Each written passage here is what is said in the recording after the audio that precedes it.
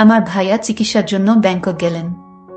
ভাইয়া ব্যাংকক যাওয়ার পর ভাবি অফিসের নাম করে রোজ রাতে কোথায় জানি যাইত।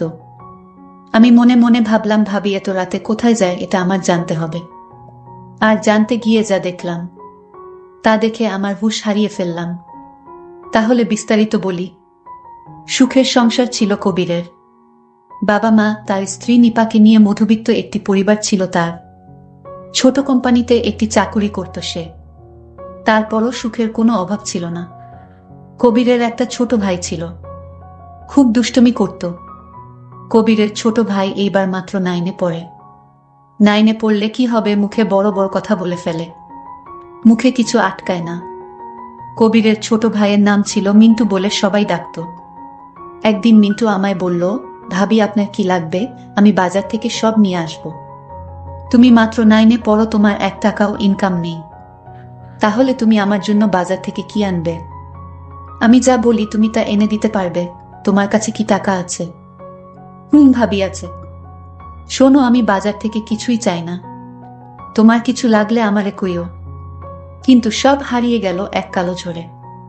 হঠাৎ অফিস থেকে আসার সময় একদিন অ্যাক্সিডেন্টে চোখের দৃষ্টিশক্তি হারিয়ে বসে সে কবির, মানে আমার স্বামী। চেতনা ফিরে পেলে নিজেকে হাসপাতালে আবিষ্কার করে কবির। কিন্তু চারিদিকে তাকিয়ে সবকিছু অন্ধকার দেখতে পেলে তার পরিবার তাকে জানায় অ্যাক্সিডেন্টে মাথায় প্রচণ্ড আঘাত লাগায় সে তার দৃষ্টিশক্তি হারিয়েছে। সেদিন কবিরের পাশে বসে নিপা অনেক কেঁদেছিল, তবুও কবিরকে এক মুহূর্ত ছেড়ে যায়নি। বাবা মার পছন্দে নিপাকে বিয়ে করেছিল কবির। বিয়ের পর হাসি কান্না আনন্দ অভিমানে ভালোই চলছিল কবিরের সাথে তার জীবন। কবির বারবার বুঝেছে বাবা মা তার জন্য সবচেয়ে ভালো কাউকেই বেছে এনেছে। সেদিনও অ্যাক্সিডেন্টের পর সেটাই প্রমাণ হলো। কবিরের সেবা যত্নে মাথার চোট ধীরে ধীরে সারল, কিন্তু মানসিক যন্ত্রণা কবিরকে ঘিরে ধরল। সংসারের একমাত্র উপার্জনক্ষম ব্যক্তি কবির। এখন কিভাবে তাদের মধ্যবিত্ত পরিবার চলবে? কবির কতদিন যে নিপাকে বলেছে, নিপা আমি বলি কি তুমি তোমার বাবার বাড়ি চলে যাও, ভালো থাকবে। এই কথা দ্বিতীয়বার আর বলো না। আজ আমার যদি কিছু হতো, তুমি কি আমাকে ছেড়ে চলে যেতে? কি বলছো এসব? যেতে না তো? তাহলে আমি কিভাবে যাই? তোমাকে এই অবস্থায় রেখে আমি একা ভালো থাকবো? নিপা, তুমি তো জানো কি অবস্থা পরিবারের, টাকা পয়সা প্রায় শেষের পথে। জানি, আমি বলি কি না হয় আমি একটা জব নিই, তখন হুট করে বলে ফেলো কবিরের ছোট ভাই, মানে আমার দেবর, ভাবি তুমি কেন চাকরি করবে? তোমার চাকরি করা লাগবে না, দরকার হয় আমি কাজ করব, রিক্সা চালাবো। আমি তোমাকে কিছুতেই চাকরি করতে দিব না ভাবি। আমি তার কথা শুনে অবাক হচ্ছি। একটা ছোট ছেলে, ভাবির প্রতি এত মায়া। আমি আসলেই এই পরিবারে আসতে পেরে আমার জীবন ধন্য। কারণ কবির যেমন আদর্শবান ছেলে, ঠিক তেমনি আমার দেবর। ভাবি বলল, আরে তোমরা আমাকে নিয়ে এত চিন্তা করছো কেন? আমি চাকরি করতে পারবো, এটা তো আমার পরিবার। কবির বলল, কিন্তু? কোনো কিন্তু না, আমি কি আমার পরিবারের জন্য এটুকু করতে পারি না? তারপর তুমি সুস্থ হলে আমি না হয় আবার জব ছেড়ে দিলাম। হ্যাঁ, আমি আবার সুস্থ, দেখো তুমি আবার দেখতে পাবে। আমরা তো কালকেই ডাক্তারের কাছে যাচ্ছি, দেখি না কি বলে ডাক্তার। কবির চুপ করে রইল। নিপা আর কবির দুজনের মুখই বিমর্ষ হয়ে রইল। শেষে নিপা ডিসিশন নিল, এখন তো চিকিৎসার টাকাও নেই তাদের কাছে। তাই নিপা চাকুরি করে টাকা জমিয়ে তারপর না হয় কয়দিন পর কবিরের চিকিৎসা করাবে। কবির সেদিন বুঝেছিল স্বামী স্ত্রী দুজন দুজনের জন্য কতটা আপন। কয়দিন পর নিপা একটা ব্র্যাকেটে চাকুরি নিল। প্রথম প্রথম বেশ ভালোই কাটছিল তাদের।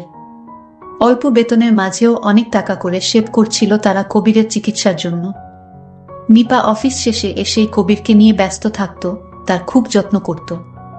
কবির মাঝে মাঝে বলতো, আমি যদি অন্ধ হয়েও থাকি তাও আমার কোনো অভিযোগ নেই, কারণ এরকম যত্ন পাব তোমার কাছে সারাটা জীবন। এই ভালোবাসা দিয়েই আমি একটা জীবন কাটাতে পারব। বিনিময়ে কবিরের মন মাতানো হাসির আওয়াজ শুনত সে। কবিরের মা কাঁথা সেলাই করে বিক্রি করত কম দামে, এ টাকা দিয়েও কিছু সংসারের খরচ মিটত। কিন্তু হঠাৎ কয়দিন পর নিপা কেমন যেন পরিবর্তন হয়ে গেল। রাতে ফিরত, মাঝে মাঝে 11টা-12টাও বেজে যেত। কবির কিছু বললে বলতো ওভারটাইম করছে সে। টাকাও জমাতে পারছিল না, আর ওভারটাইম করেও কবিরের বাবা মা বললে বলতো, এত রাতে হেঁটে না এসে সিএনজিতে আসি, তাই একটু খরচ বেশি হয়। কিন্তু কিছুদিন পর থেকেই যখন ওভারটাইমের টাকা পাবো তখন আর সমস্যা হবে না। কিন্তু কবিরের আর সেই কিছুদিন আসলো না। কবিরের উপরও কেমন যেন কবিরের যত্ন আদি কমে যাচ্ছিল। অফিস থেকে দেরি করে ফিরেই সে কবিরকে ক্লান্ততা দেখিয়ে শুয়ে পড়ত। কত রাত যে কবির নিদ্রাহীন কাটিয়েছে তার ঠিক নেই। কিন্তু মনকে সান্ত্বনা দিত নিপা তো এসব তার জন্য, তার পরিবারের জন্যই করছে। কবিরের বাবা মা বৃদ্ধ হলেও বেশ বুঝেছিল কবিরের আশায় থাকলে ছেলের চিকিৎসা হবে না। একদিন তারা কবিরকে এসে বলল, বাবা আমরা কালকে তো ভিসা পাসপোর্ট করাতে যাব, সামনের মাসে তুই যাবি চিকিৎসার জন্য। কিন্তু বাবা এত টাকা তুমি কোথায় পেলে? তোর নানু মারা যাওয়ার আগে তোর মায়ের নামে কিছু জমি লিখে দিয়েছিল, সেটাই আজ বিক্রি করে এসেছি। কিন্তু মায়ের সম্পদ এভাবে বলার আগেই পাশ থেকে কবিরের মা বলল, আমার সম্পদ তো তুই, তোকে ছাড়া কিভাবে চলব আমরা? নিপা বাসায় এলে তাকে জানালেও সে কিছু বলল না তেমন, শুধু বলল, বেশ ভালোই, তুমি জলদি যাও, তোমাকে ছাড়া কিভাবে যাব আমি? আরে হো, আমি গেলে কেমন হবে? তাহলে চাকুরি করব কিভাবে আর পরিবারের খরচ মিটাব কিভাবে? হ্যাঁ ঠিকই বলেছ। বিদেশে আসলো কবির। এয়ারপোর্ট অবধি সে কবিরের সাথে নিয়েছিল সে। নিপা সাহস জুগিয়েছিল তাকে। বাবা মা সবার থেকে বিদায় নিয়ে সে বিদেশে এসেছিল চিকিৎসা করাতে। আজ 5 মাস পর সে সুস্থ হয়ে দেশে ফিরছে। ভিতরে কথা হয়েছে কবিরের সাথে বাবা মার সাথে ফোনে, কিন্তু কবির বলেনি সে সুস্থ হয়ে গেছে। ভেবেছে সামনাসামনি সারপ্রাইজ দেবে, কিন্তু কে জানতো আজ নিজেই এত বড় কিছুর সম্মুখীন হবে। কবির বিদেশ চলে গেল চিকিৎসা করতে। এইদিকে নিপার শ্বশুর শাশুড়ির সাথে আচরণ খারাপ করতে লাগলো। আগের মতো শ্বশুর শাশুড়ির কথা শোনে না, আগের মতো টাকা পয়সা দেয় না। কেমন জানি হয়ে গেছে নিপা। তার দেবর একদিন তার ভাবিকে জিজ্ঞাসা করেছিল, ভাবি তুমি এখন দেরি করে অফিস থেকে আসো কেন? আগে তো খুব তাড়াতাড়ি আসতে, আমার সাথে গল্প করতে, আমায় লেখাপড়া করার জন্য উপদেশ দিতে। এখন তুমি আমায় আগের মতো আমার সাথে গল্প করো না, লেখাপড়ার কথাও বলো না, ভাইয়ার খুঁজও তেমন রাখো না। কি হয়েছে ভাবি তোমার? আমি যখন ভাবিকে এই প্রশ্ন করলাম, ভাবি তখন রাখে আমাকে তাপ্পর মারল। আমি সঙ্গে সঙ্গে কেঁদে দিলাম, আমার চোখ দিয়ে পানি পড়ছে। আমার কান্নাটা কিছুতেই থামাতে পারছিলাম না। হঠাৎ আমার কান্নার আওয়াজ শুনে মা দৌড়ে আসলেন। কি হয়েছে বাবা তোর, তুই কাঁদছিস কেন? মা, ভাইয়ার কথা মনে পড়ছে তাই কান্না করছি। মা বলল, তোর ভাইয়া ভালো হয়ে যাবে, চিন্তা করিস না, আর কান্না করিস না। আমি আমার মাকে মিথ্যা বলেছি। আমি যদি বলতাম যে ভাবি আমাকে মারছে, তাহলে হয়তো মা এবং ভাবি দুইজনও কষ্ট পেত, তার চেয়ে বরং আমি একাই কষ্টটা পাই। তারপর আমি সিদ্ধান্ত নিলাম ভাবি আগে এরকম ছিল না, এখন কেন এরকম করছে এটা আমাকে খুঁজে বের করতে হবে। ভাবি সকালে নাস্তা না খেয়ে অফিসে চলে গেলেন। আমি ভাবিকে কিছু বলিনি, কিন্তু আমি ভাবির পরে আমিও গেলাম। দেখি ভাবি কোথায় যায়। আমি অনেক দূর থেকে দাঁড়িয়ে দেখলাম একটা রাইস হোটেলে ঢুকলো, আর এখানে ভাবি 2 প্লেট রুটির অর্ডার দিল। সাথে আরেকজন ছিল, সেটাকে আমি চিনতে পারিনি। শুধু দেখলাম ভাবি তাকে নিয়ে একসাথে রুটি খাচ্ছে আর গল্প করছে। আমি দেখে বাসায় ফিরলাম। আমার মনটা খুব খারাপ হয়ে গেল। আমার মা জিজ্ঞেস করলো, বাবা তোকে এরকম মনমরা দেখাচ্ছে কেন? মা, কিছুই হয়নি, মাথাটা ব্যথা করছে তাই শুয়ে রইলাম। আমার মা আমাকে বলল, বাবা তোর ভাইয়াকে বাঁচাতে আরো 2 লাখ টাকা লাগবে। কেন মা আরো টাকা লাগবে? এত টাকা এখন কোথায় পাবো? আচ্ছা ভাবি তো এখন অনেক টাকা বেতন পাচ্ছে চাকরি করে, ভাবি আসুক দেখি কি করা যায়। বলতে বলতেই ভাবি হাজির। ভাবিকে বললাম, ভাবি ভাইয়াকে সুস্থ করতে নাকি আরো অনেক টাকা লাগবে। ভাবি তুমি তো চাকরি করছো, কিছু টাকা দাও ভাইয়াকে সুস্থ করে তুলি। ভাবি বলল, আমি কয় টাকা বেতন পাই যে আমি তোমার ভাইয়াকে দিব? যে টাকা বেতন পাই সে টাকা আমার নিজেরই হয় না। এমন টাকা টাকা করবে না বুঝলে। আমি ভাবির কথা শুনে অবাক হলাম। যে ভাবি একদিন এই সংসারের সকল খোঁজ খবর রাখত, আর সেই ভাবি কিনা সংসার থেকে দায়িত্ব ছেড়ে দিতেছে। বিষয়টা খুব দুঃখজনক। কিন্তু ভাবির এমন পরিবর্তন কেন হলো এটা আমাকে জানতেই হবে। এটা না জানা পর্যন্ত আমার পেটের খাবার হজম হবে না। পরদিন ভাবি যখন অফিসে গেল তখন আমি লক্ষ্য করে গেলাম ভাবি অফিসে না গিয়ে দেখলাম একটা নির্জন জায়গায় গেল। সেখানে আমি দূর থেকে লক্ষ্য করলাম ভাবি যেন কার সাথে কথা বলছে, হাঁটছে। আমার ভাবিকে কেন জানি সন্দেহ হলো। ভাবি এখানে কেন এলো? তাহলে ভাবি চাকরি করে না, চাকরির নাম করে বাসা থেকে বের হয়। এসব ভাবতে ভাবতে বাড়িতে চলে গেলাম। বাড়ি যেতেই মা বলল, বাবা তোর ভাইয়াকে কে জানি টাকা দিয়ে দিচ্ছে, তোর ভাইয়ার সমস্ত চিকিৎসা কে জানি করাবে, তোর ভাইয়ার বন্ধু হতে পারে। আমি মাকে বললাম, মা সত্যি বলছো? সত্যি, তুই আসার আগেই ফোন করে জানিয়েছিল। আমি শুনে খুশি হলাম, কিন্তু আমার মা আমাকে জিজ্ঞেস করলেন, বাবা তুই মনমরা কেন? না মা, আমার কিছু হয়নি, এমনি কিছুই ভালো লাগছে না। হাত মুখ ধুয়ে আয়, আমি খাবার দিচ্ছি।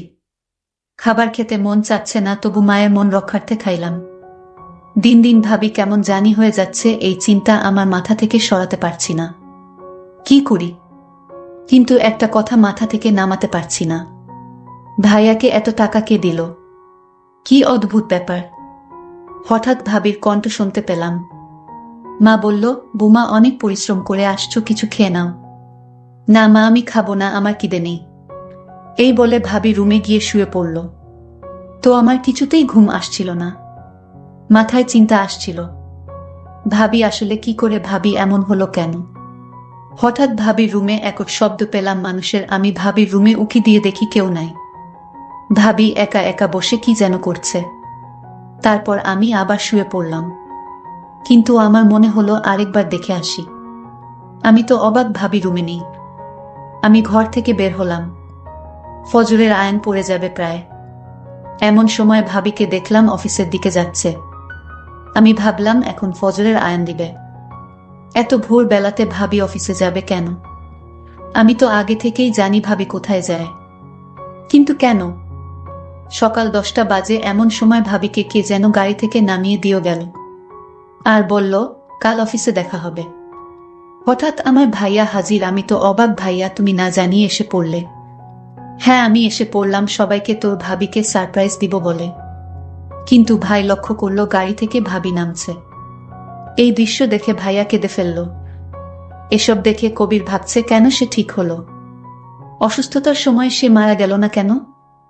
ভাবতে ভাবতেই নিপা সামনে এসে দাঁড়িয়েছে। তুমি? কবির জিজ্ঞেস করলো। গাড়িতে যে লোকটি ছিল সে কে? তোমার কি হয়?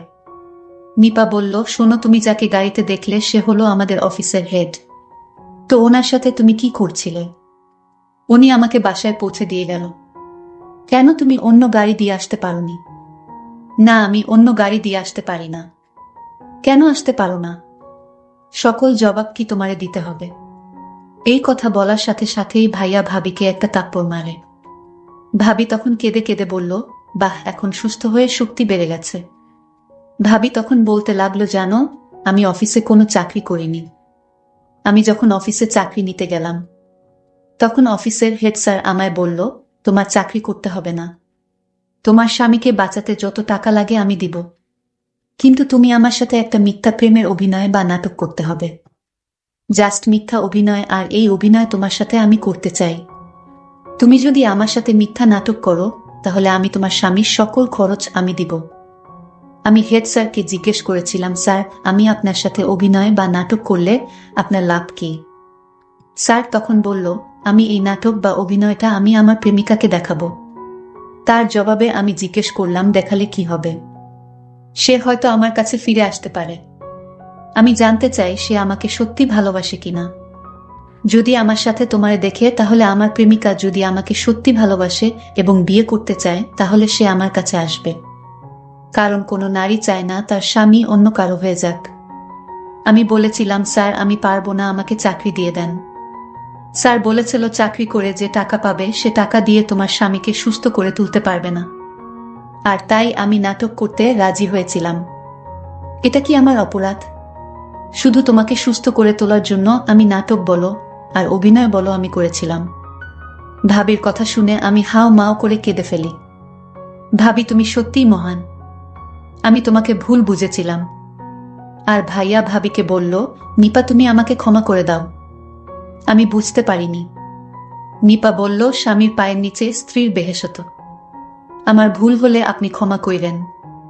প্রিয় বন্ধুরা, প্রতিটি ঘরে এরকম আদর্শবান স্ত্রী থাকলে আমাদের সমাজটা অনেক সুন্দর হয়ে যেত।